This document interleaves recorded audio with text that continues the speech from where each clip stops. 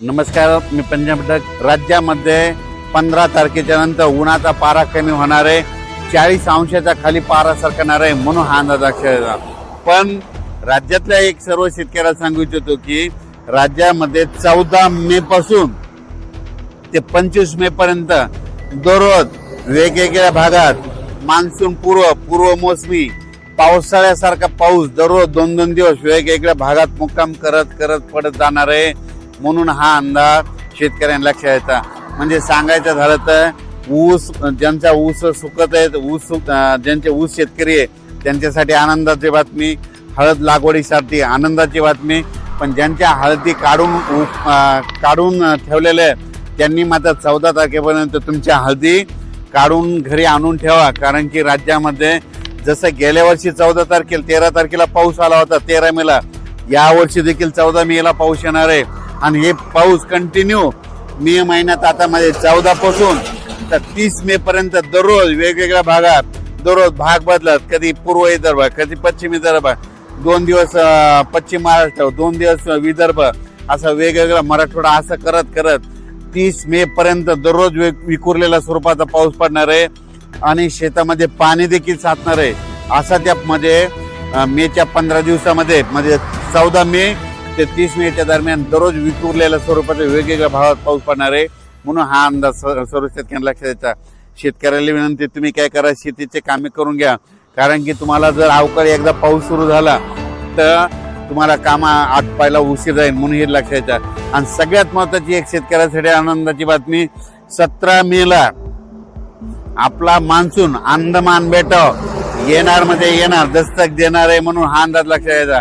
तसं तर 14 तारखेपासून म्हणजे 12 तारखेपासून तिथून मान्सूनचं पोषक वातावरण तयार झालंय, पण 17 मेला चांगलं दस्तक देईल आणि मान्सून तिथं दाखल झाला म्हणून असं जाहीर केलं जाईल म्हणून हे देखील सर्व शेतकऱ्यांना लक्षात यायचं। 17 मेला झालं तर तिथून 7 दिवस 10 दिवस केरळ यायला लागतं आणि तिथून लगेच 10 दिवस म्हणजे जवळपास माझं 7 जून पर्यंत राज्यामध्ये पाऊस येण्याची शक्यता आहे, म्हणजे मोसमी पाऊस येऊ शकतो म्हणून हा अंदाज लक्षात येतात।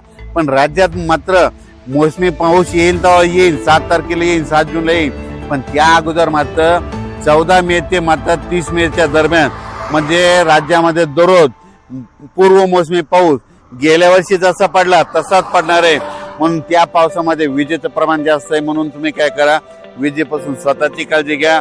त्याच्यानंतर आपली जनावरे झाडाखाली बांधू नका, कारण की 14 मे ते त्या 15 दिवसामध्ये राज्यामध्ये असा काही भागात पाऊस पडेल, शेतामध्ये पाणी साचल, शेतातून वड्या नाल्याला पाणी देखील येईल म्हणून हे देखील अंदाज लक्षात।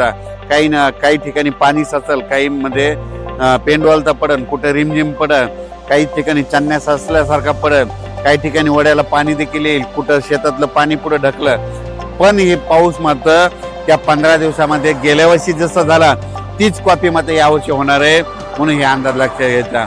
संत्र्याचे जे बगीचेवाले त्यांना तुम्ही ताण कसा द्यायचा तुम्ही तुमचं ठरवा, कारण की गेल्या वर्षी जसं पाऊस आहे तसंच आता देखील म्हणजे 14 मे ते 30 मेच्या दरम्यान येणार आहे म्हणून हे अंदाज लक्षात घ्यायचा। आज आहे 8 मे, आज आहे 9 मे आणि उद्या 10 मे। आज देखील विदर्भामध्ये वर्धा, नागपूर, भंडारा, गोंदिया, चंद्रपूर, यवतमाळ, वाशिम, हिंगोली, बुलढाणा, अकोला, अमरावती, नांदेड, परभणी, जालना, बीड, धाराशिव, लातूर, सोलापूर, सातारा, सांगली ह्या पट्ट्यामध्ये आज देखील रात्रीच्या विजेच्या कडकडासह म्हणजे बऱ्याच ठिकाणी जिल्ह्याच्या ठिकाणी बऱ्याच 10-20 गावामध्ये अवकाळी पावसाची हजेरी लागलेली दिसत म्हणून हे लक्षात येतं। उद्या देखील अशीच परिस्थिती राहणार आहे, 11 पासून वातावरण निवळणार आहे म्हणून हे देखील लक्षात येतं। आणि त्याच्यानंतर सांगायचं उत्तर महाराष्ट्रात देखील आज मध्ये नाशिक झालं, नंदुरबार, धुळे जिल्ह्यात देखील आज देखील 9 तारखेला बऱ्याच ठिकाणी आज देखील दुपारनंतर तिकडे पावसाच्या सरी दिसतील म्हणून ह्या अंदाज लक्षात येतात।